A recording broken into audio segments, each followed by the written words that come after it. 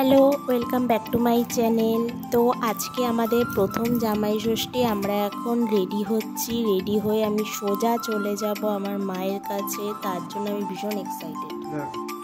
বাড়ির বাইরে গাড়ি দাঁড়িয়ে আছে, যেই গাড়িতে করে আমি যাব এখন বাপের বাড়ি।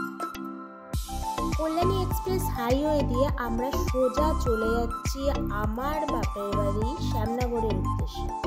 অলরেডি আমরা চলে এসেছি, তখন বাজে সকাল 9টা। বাড়িতে এসে দেখি অলরেডি পুজোর জোগাড় হয়ে গেছে, যেখানে মা ভোর 5টায় উঠে সমস্ত জোগাড়টাই করেছে, কেননা আমাদের ষষ্ঠী পুজো হবে, যেহেতু আমাদের ফার্স্ট জামাই ষষ্ঠী। আমাদের ষষ্ঠী পুজো চালু হয়ে গেছিল সকাল 9টা থেকে, যেটা চলেছিল 9:30টার কাছাকাছি।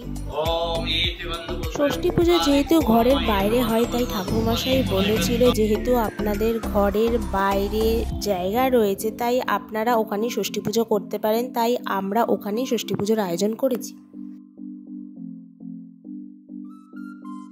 এবার আমরা ঘরে আসলাম। ঘরে এসে মা আমাদের ফার্স্টে আশীর্বাদ করে নিয়েছে।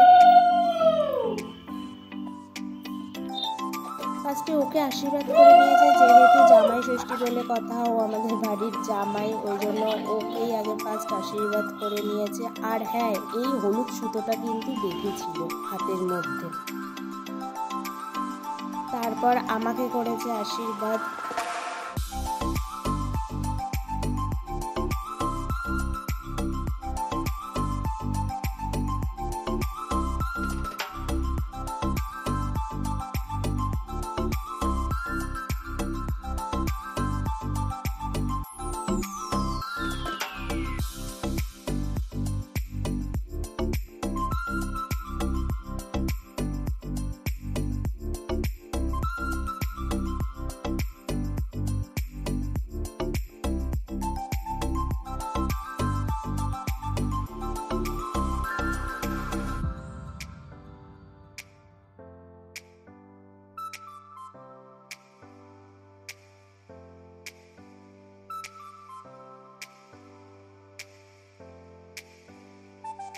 আশীর্বাদ পর্ব শেষ হয়ে গিয়ে সবশেষে আমরা ব্রেকফাস্ট করার জন্য বসে গেছিলাম। ব্রেকফাস্টে মা এই লুচি আলুর দমটা করেছিল, সাথে মিষ্টি ছিল।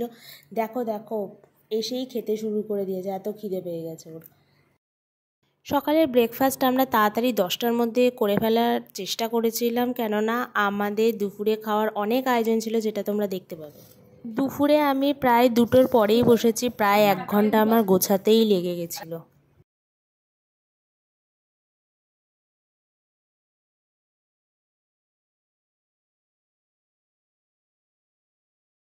মোটামুটি ছোট্ট করে একটা আয়োজন করেছি, আবার তার চারপাশে ফুল দিয়েও আমি ডেকোরেট করেছি।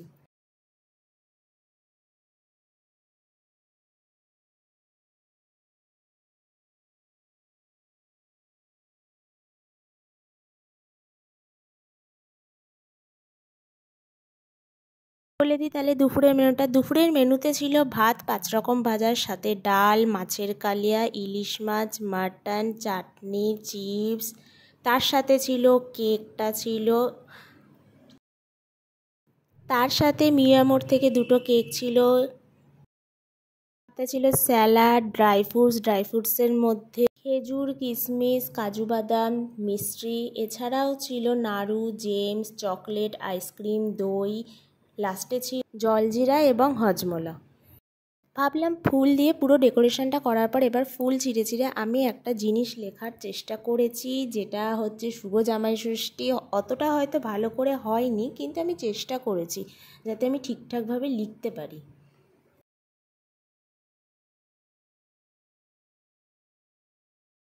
তো আমাদের গোছানো প্রায় কমপ্লিট হয়ে গেছে, 1 ঘন্টা প্রায় লেগে গেছে। এবার আমাদের প্রচণ্ড খিদে পেয়ে গেছে, প্রায় 3:30 বেজে গেছে। তো আমরা এখন খেতে বসবো। টাটা।